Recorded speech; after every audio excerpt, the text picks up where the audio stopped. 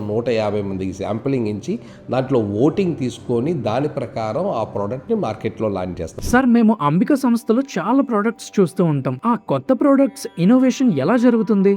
చాలా మంచి క్వశ్చన్ అడిగారండి.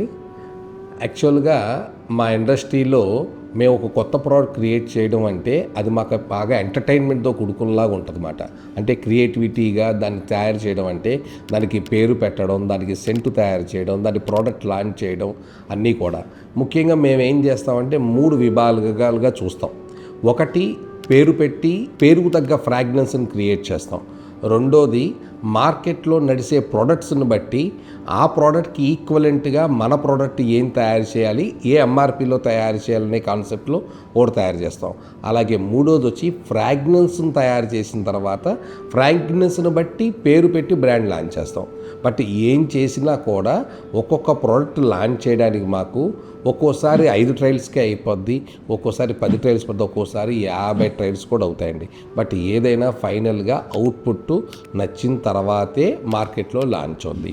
ఇంకో విషయం అండి, మేము ప్రోడక్ట్ లాంచ్ చేసి ఫైనల్గా లాంచ్ చేసే ముందు మేము శాంపిలింగ్ ఇస్తామండి. దగ్గర 150 మందికి శాంపిలింగ్ ఇచ్చి దాంట్లో ఓటింగ్ తీసుకొని దాని ప్రకారం ఆ ప్రోడక్ట్ని మార్కెట్లో లాంచ్ చేస్తాం అన్నమాట.